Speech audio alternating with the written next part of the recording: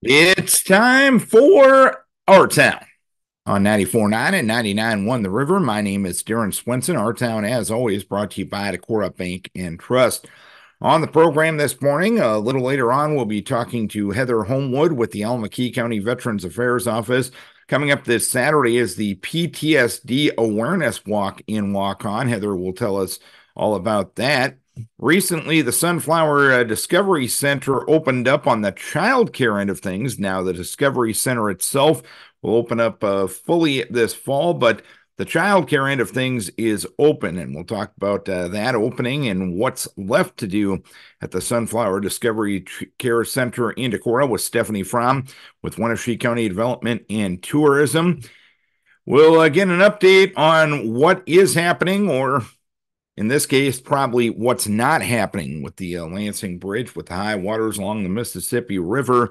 Clayton Burke with the Iowa DOT will join us. But batting leadoff, it's something that's been in the news as of late. It's been the weather. We've gone from record dry last year to a very wet May, a very wet June. What's up with the weather?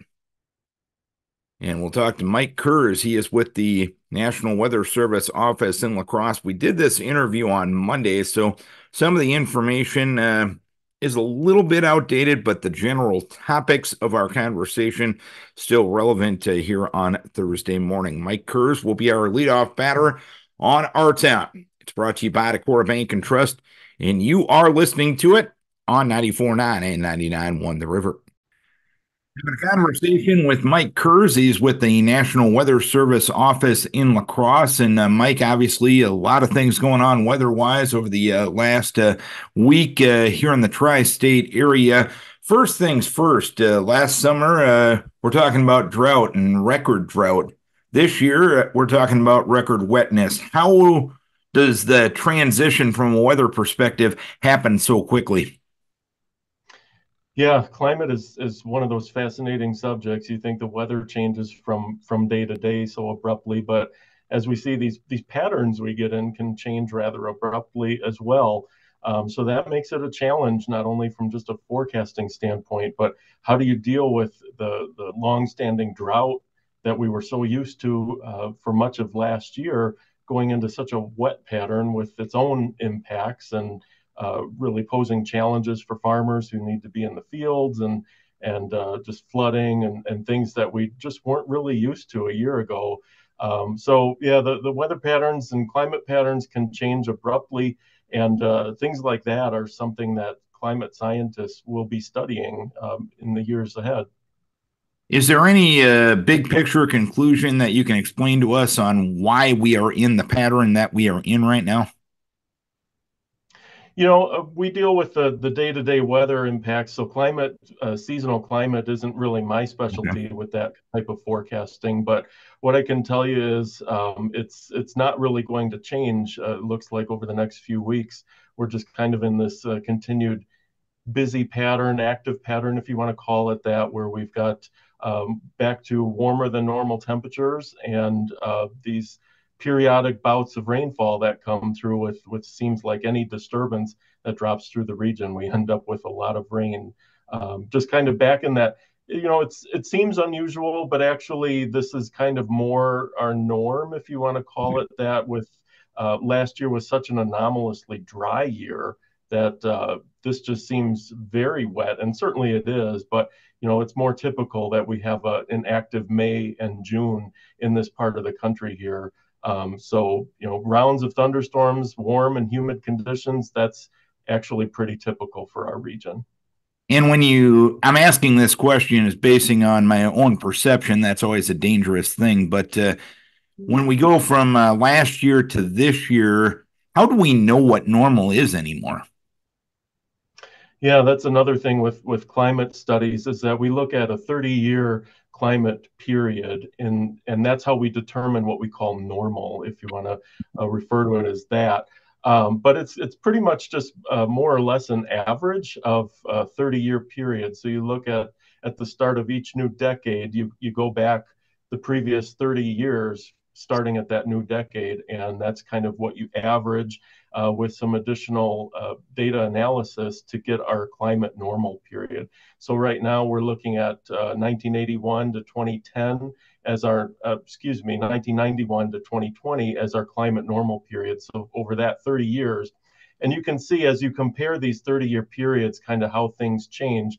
It's meant to reflect recent trends in climate. So, if you average over the entire period of record where you've got over 100 years of data, well, are you going to notice shifts in climate patterns over such a long period? They won't show up quite as well. But so when you look at 30-year periods, you can see how the climate patterns may have shifted from one 30-year period going forward into the next 30-year period and so forth. It's easier for us to see kind of the more late developing climate patterns looking at 30-year periods.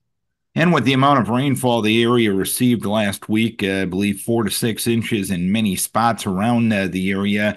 I know many rivers are outside of their banks as of this time, but looking at it from a long-term perspective, and this is not counting any potential rain that could come as early as tonight, as we talked to you on Monday afternoon, the Mississippi River seems to be the main concern when it comes to flooding right now. How concerned are you from really up in the La Crosse area all the way kind of down to the Dubuque area?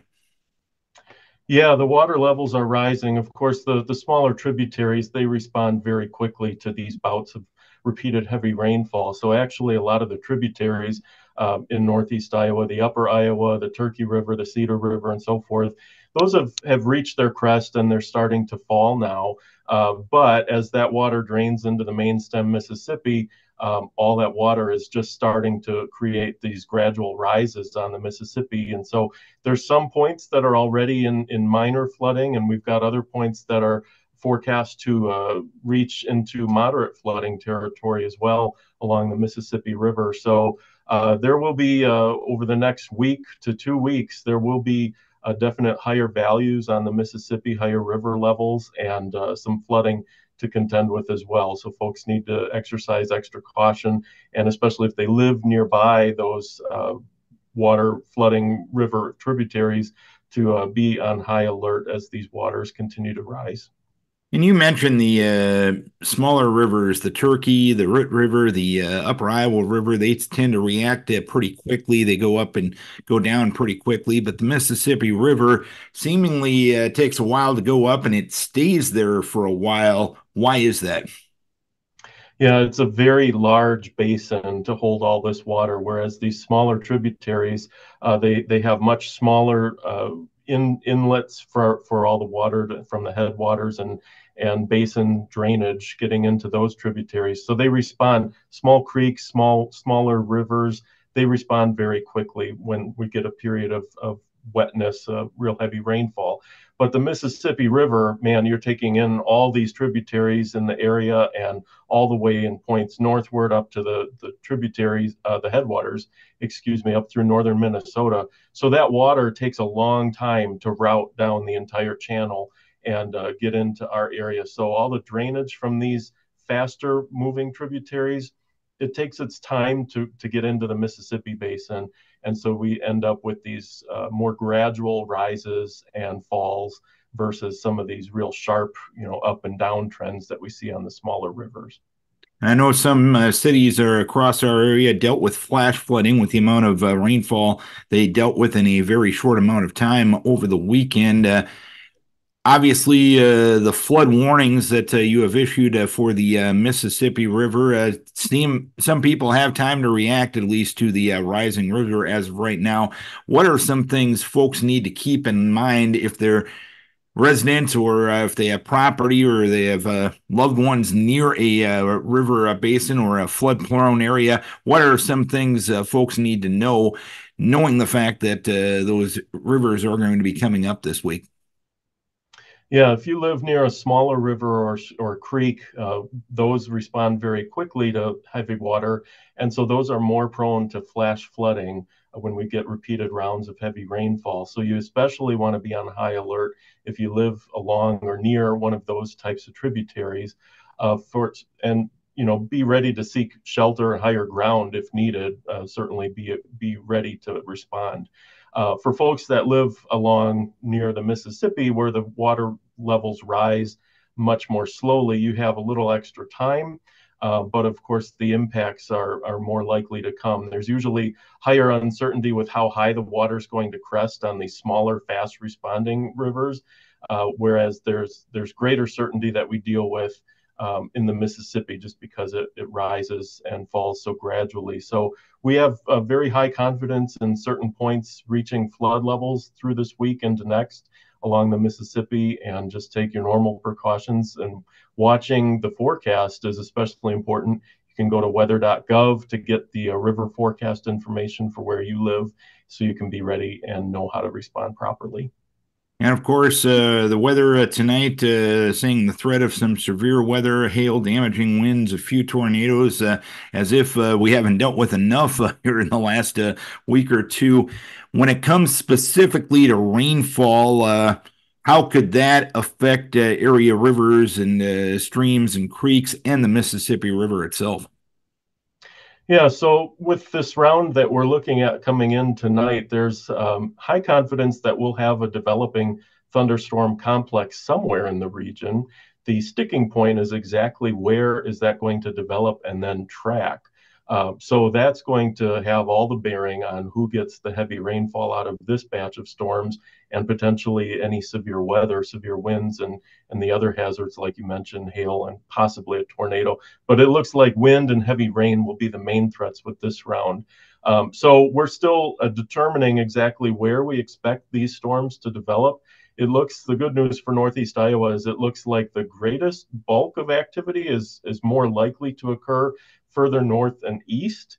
But that's not to say Northeast Iowa is entirely out of play. There's certainly the storms could build further south and west, and so it's a possibility. We're watching to see where those develop, where the heavy rain is most likely. Some points in the heaviest rain areas could see another possibly 2-3 inches out of this round. So we'll have to see exactly where the storms track, but just being aware of and monitoring the forecast, especially for any potential watches that might get issued, because this is going to be an after dark severe storm possibility tonight. So we want folks to be aware, have ways to receive warnings that can wake you up if necessary tonight, and just be aware of what's going on, ready to respond.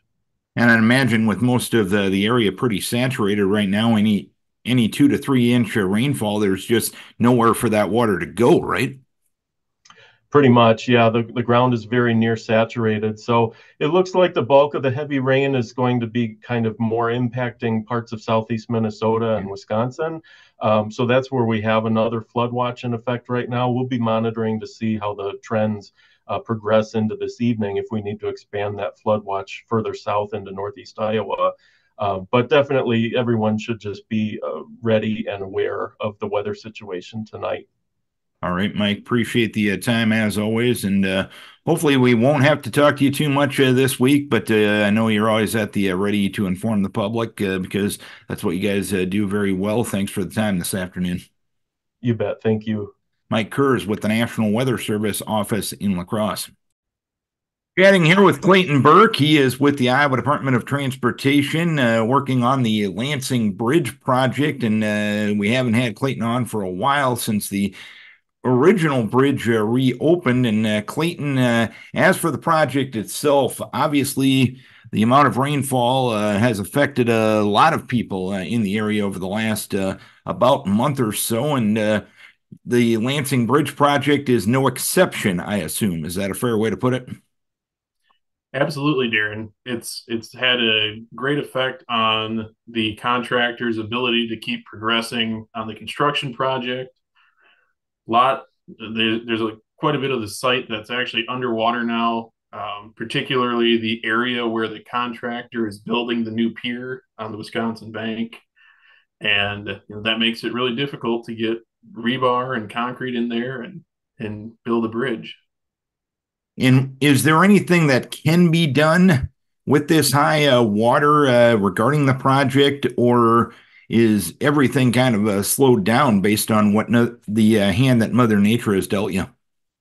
Yeah, so the contractor is completely leaving the site until the water goes back down. There's very little they could possibly do to overcome the water levels that we're seeing. Um, so yeah, it might be a while before you see those cranes swinging around.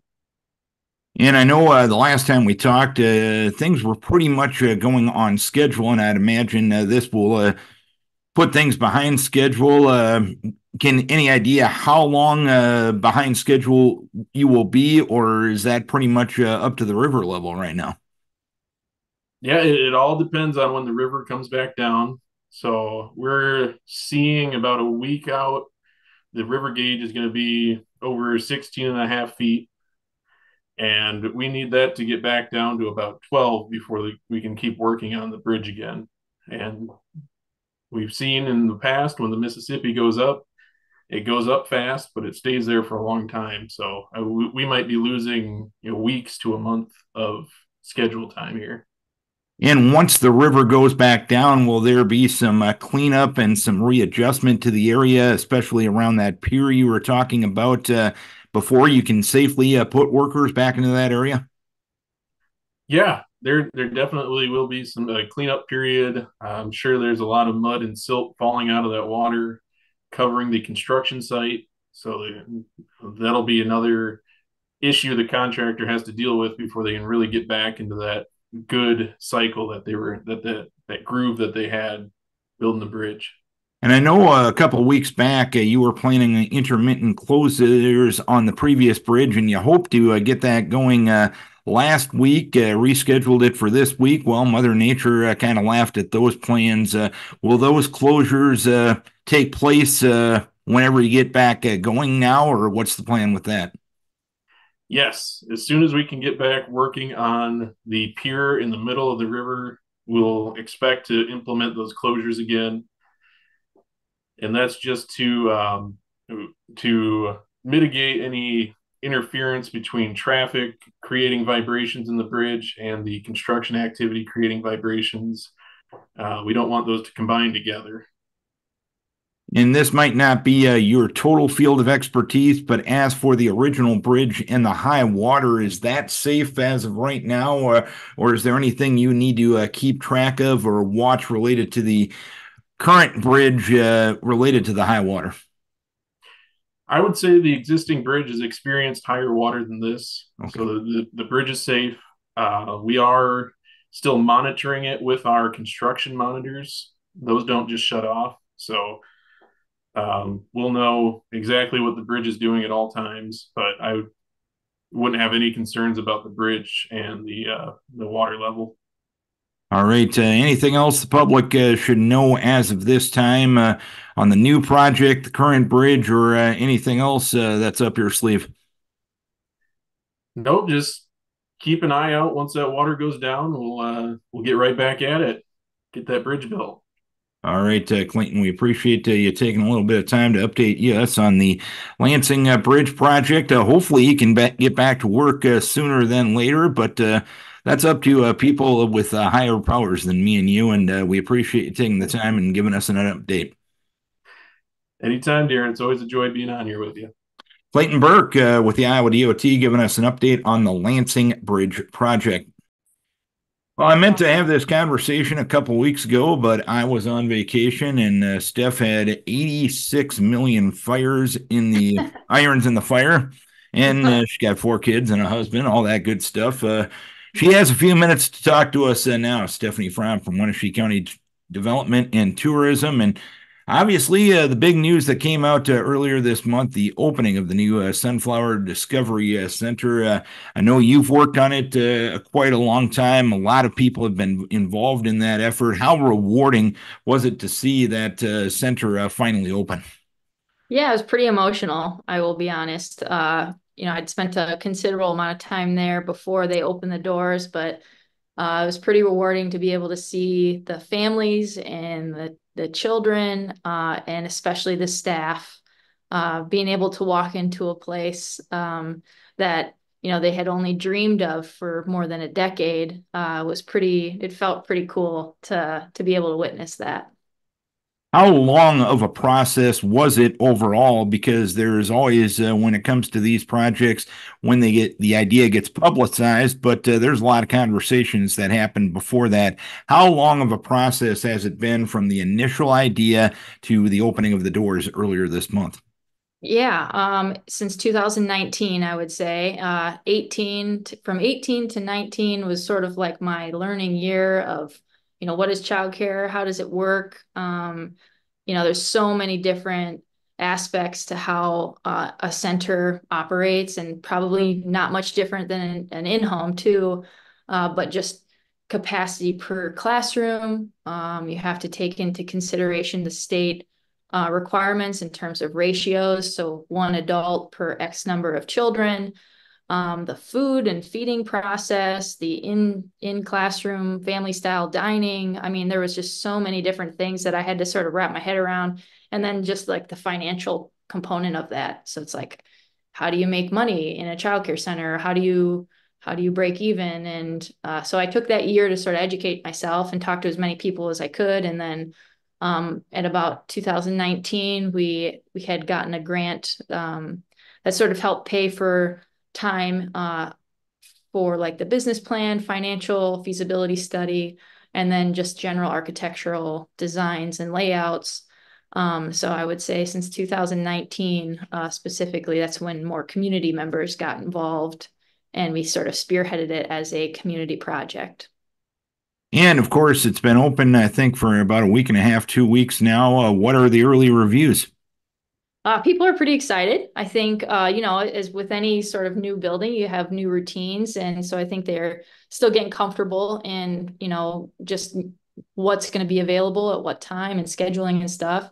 I'm really, I'm a member of the board, but my sort of focus is on the construction and wrapping up sort of those pieces. So, some things that just recently got checked off my list is more like playgrounds and fencing and seeding, grass seeding and stuff. Those are things that I'm still responsible for seeing through, making sure that they are all functional and they get installed correctly. But then the operational side, there's just a different set of team members that are sort of helping assist the Sunflower administration with the operational components. And I mean, the staff and the admin there at Sunflower are just, beyond skilled and talented, and just their level of experience and positivity through this whole big transition. I mean, as you can imagine yourself, you've experienced a transition between one entity to another in the same sort of similar role. So it can be an uncomfortable transition for a hot minute, and then you kind of get into the swing of things. So this is their third week of being open, and kids are still super excited about walking in those doors and being able to hang out with their friends and go for walks in a sort of a different neighborhood. So you'll probably see them outside as they just wrapped up the playground installation, just wrapped up here in the last week or so. So, but it's a different neighborhood. So it's kind of cool to be able to drive down Montgomery Street and be able to see little kids outside in that neighborhood now, because before they were kind of tucked up against along the highway and you never got to see them. So. And what remains on the to-do list of stuff that needs to get done related to the project? I know you touched on a couple of things that you're overseeing, but what remains to be done to really take what is a very good thing and expand on it to make it even better? Sure. So the facility itself, while it is open now to families, they continue to hire and enroll children as they sort of slowly, gradually get up to that capacity. But the whole other side of the public side of the facility, the Discovery Center wing of the facility that will be open, that has all of the exhibits, and the equipment will actually get installed this summer. So that will actually open up in the fall. And that's at that point, they'll have sort of a grand community opening where people from the public can come in. At this point, it's just the childcare that's open. But the public learning space, play space for kids will be sort of getting equipped over the summertime. And, in my naive brain, I sort of hoped that everything would happen all at once and we'd open the door that one single time. But I'm super thankful and grateful that it's a transition, because I think I would have lost some people along the way just with the overwhelming transition the way it was. So, But in a way, is that kind of adding to the excitement, knowing the fact that the child care end of things is open now, and come fall, you'll have this Discovery Center end of things, so you can maybe kind of double the excitement to this new facility? yeah, we're riding that excitement wave. That's for sure. Yeah, I mean, it is just an amazing facility, and I continue to get comments about how big that building is. But as soon as you walk in there and you see these little kids walking from one point to the other, maybe going to use the gym space, um, it's just so worth it. It's just really great. So they definitely fill up that building, I will tell you that. And as for the Discovery Center end of things, discuss the process of developing that end of things. How did that original idea start? How has that evolved as the process has gone on? Yeah, I mean, it's an ever revolving door, to be honest. And I've had to, get my creative thinker hat out, and reach out to a lot of community members. We've had some sort of private public partnership meetings where we just, get 15 people around a table and say, like, in a perfect world, what would this space include? And then sort of work a budget around those items. So there are definitely things that we want to include maybe at a later date, if we can continue to secure funding, either through grants or private donations. We have some sort of future exhibits that we'd like to include in there. But at this point, I can safely say that there will be a small climbing structure, small in terms of what I'd love to see there someday. It's still huge, but it will take up about a quarter of that indoor space. And we call that our cup of coffee exhibit, where we can stand as parents and have a cup of coffee and watch our 9-year-old run through this ninja course. It's just the perfect, ideal Sunday afternoon activity. But then the water table, which has gotten a lot of press, it's been all over our social media. I would say that's our big anchor exhibit. That will be one that sort of teaches kids about water and movement, and you could probably stand on the dike at this point and teach kids about safety, water safety, and what it means, and how powerful that movement actually is. And in a river community, it's important to teach kids about that too. So there will be some vertical components to that table. So there'll be air shooting balls up into what we call the auger, and you'll be moving it into a big tunnel of water. I mean, it'll be probably one of the most amazing things you've ever seen, to be honest. We've worked with just a lot of volunteers looking at some different small child themed playhouses. There's some turf, some grass mound turf for little kiddos that will be able to be softer floor surfacing. And then obviously your Duplo Lego, your Connects building stations. So we're definitely incorporating that creative STEM sort of focused building components as well. And I asked this question kind of tongue in cheek, but kind of not. Seemingly, it's going to be a place where parents can go and be jealous of their kids, knowing they didn't have something this cool when they were growing up. Yeah, I mean, we were like sitting in someone's basement putting stuff together with Legos, and now you'll be able to meet new people. Now this will be accessible to homeschool programs, in-home childcare programs, all of our preschool partners. And I could see this being a really cool destination for class field trips throughout the region, being able to access that space for fourth grade, fifth grade, sixth grade class, or even smaller would be pretty special to a Northeast Iowa school program, because we really don't have anything like that around here. So. All right. Great work being done at the Sunflower Discovery Center. Obviously, that's only part of your gig. And even though it's taken a lot of your time over these last few weeks, Steph, what else is up in Winneshiek County? Let's not say the river, and hopefully that's down here in a not too distant future. But what else is going on here in Winneshiek County? Always a fun time in the summertime. Yeah, tourism is ramping up. So we work with a lot of partners on helping with tourism marketing with the Visit Decorah brand. We just wrapped up a conference. I was out last week, but the week prior, We hosted a Stand Up Rural America conference where the Lieutenant Governor was present. I was a panelist on there talking about the Sunflower Project, but continued to partner with some of our regional sort of economic development tourism agencies to help stretch that dollar and be good stewards of the public funding that we do receive to help market our communities and outdoor recreation components. Anything else you want to pass on to the public as long as you got the forum? Just really grateful for everyone's patience. As you can see, Sunflower is a big tangible, big spotlight project. We have a board meeting coming up, and it's been a sort of an emotional roller coaster for me because I've been I don't know if it's a flaw or, something special about my personality, but I've been very deeply connected to that project, so that I do feel that I'm just really grateful for the community to stand up and help along the way. So, well, most things that are flaws are something special. They can be two things at the same time. Yeah. What is your weakness, Steph? Well, I get really connected to projects, and I won't take no for an answer. Next question. Exactly, and that's what makes you good at your job. Steph, we appreciate the time here this morning. Thanks for the update on the Sunflower Center and everything else going on in Winneshiek County. I'm sure we'll be having a conversation soon, and as always, fun to talk to you.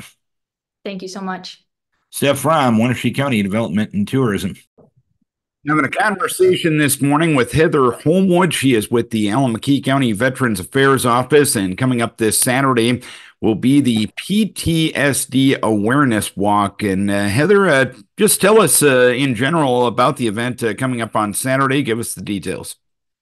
Well, this is the second time that we're co-hosting this event. We're hosting it also with the Allamakee County Veterans Museum. And what we're doing is we're trying to bring awareness to PTSD and some mental health issues, and that there is help out there. We're working with partners that will have tables in a tent on the courthouse lawn. We're working with the Vet Center out of La Crosse. They do counseling, strictly counseling. So it's not the VA clinic. It is the Vet Center. They do counseling.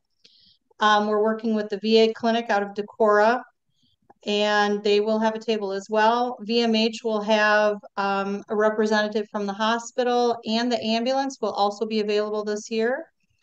Iowa City VA Medical Center will send up some representatives.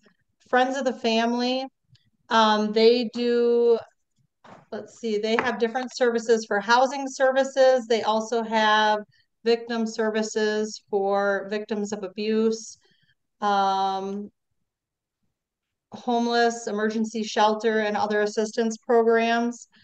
And then, of course, Allamakee County Veterans Affairs and the museum will be available, or will be present.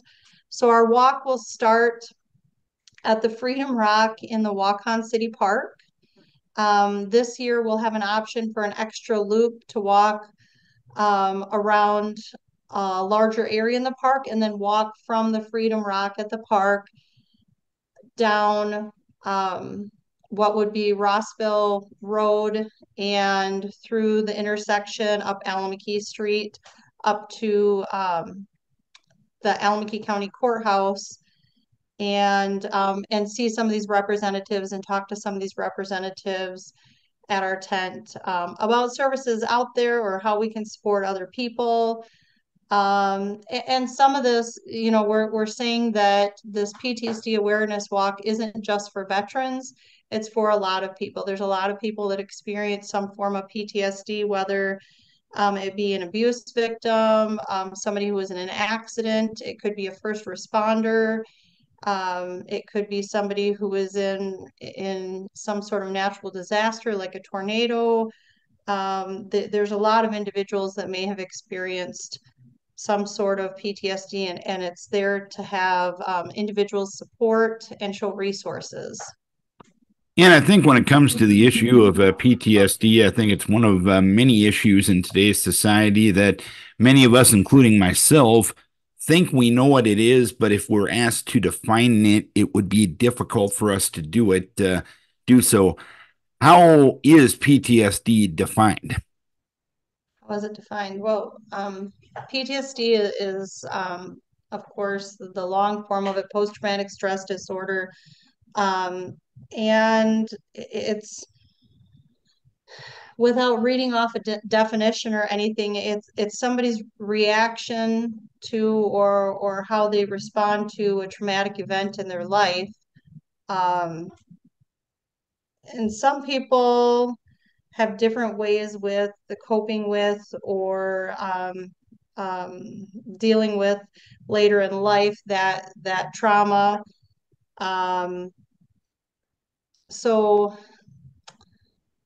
I mean, again, it's somebody's response to some kind of a traumatic event or some kind of event in their life. And again, different people respond differently. And different people need different resources to deal with that. And how important is it to just send that message that for folks that are dealing with this, there are resources available? Because I'd imagine it's one of many things that we try to internalize and try to just get over, but oftentimes we need help when we're dealing with stuff like that. How important is sending that message that there is help out there? Yes. I would say in today's world, it's very important, and it's very important to get that information out to everybody that there are resources out there. A lot of times people don't know where those resources are, what those resources are. Sometimes maybe those resources might change a little bit. So letting everybody know that there is something there is somebody to talk to, there is help. It's always confidential. Um, and that somebody cares. There is somebody there who cares. So it's very important, and it's something I think that everybody needs to be very well aware of. The resources available, the questions to ask that somebody might be holding certain thoughts inside or something, and just getting people to talk about stuff and realize that it's not something bad to talk about feelings that we feel inside. And how important is just getting over that stigma, knowing the fact that there are other people dealing with issues that you're dealing with? I think we're better at that as a society, but I think we can always get better. Is that a fair way to put it? Yes, that's exactly it. That's a very fair way to put it. And I think that people try and bring things to light. And there's still people that feel that stigma, like you said, depending on how maybe you grew up or whatever, or you think you're a strong person, but people can only be so strong. So it's very important to share that information, that there are the resources, there are people there to help. And like you said, I think we're getting better as a society, but I think we can always do better. How can people get involved with the walk coming up on Saturday? Well, it'd be wonderful to see a large turnout to show our support for the community, to show individuals that there are a lot of people out there who care. Um, and also if somebody wants to, just come and give information again at this tent, if people want to, if there's other businesses or helping agencies that want to be involved, we're very welcoming to them. Or if they want to come in the future, that's wonderful. But just to be there and show your support, I think is a lot for individuals in itself, just to say that there are a lot of people out there who care. Anything we're missing, Heather? Anything else that is necessary to pass on related to this all important issue? Um, I would just say that if people aren't able to attend, they can always contact our office. They can contact the Decorah VA clinic. They can contact the La Crosse VA clinic. They can contact Veterans Memorial Hospital or our local clinics if they're in need of help. But surely any of our agencies, if they contact them, can give them the resources that are available whether it be counseling or whatnot, what's available for individuals. And how do folks get a hold of you at your office, Heather? They can contact us by phone. Our phone number is 563-568-6135, or our email address is on our county website, and we can definitely answer emails as well. Heather, appreciate the time in talking about this all-important issue and this all-important event coming up on Saturday. Thank you for the time, and more importantly, thank you for what you do for those who serve this country. Thank you. Thank you Heather, very much. Heather Homewood with the Allamakee County Veterans Affairs Office, the PTSD Awareness Week, 9 o'clock Saturday morning in Waukon.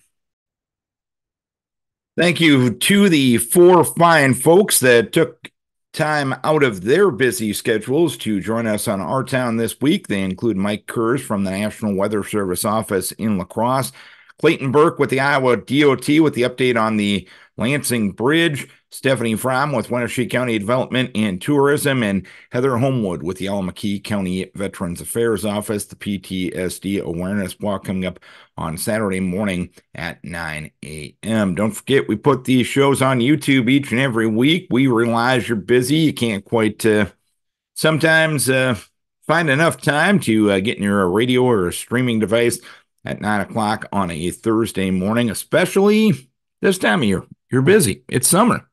We get it.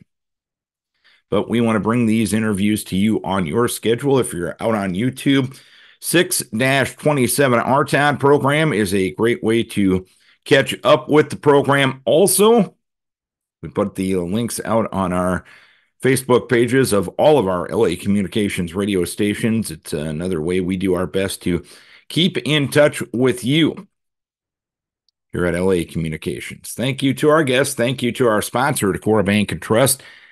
And we thank you, that's right, you, for tuning in, for logging on, or for watching Our Town on 94.9 and 99.1 The River.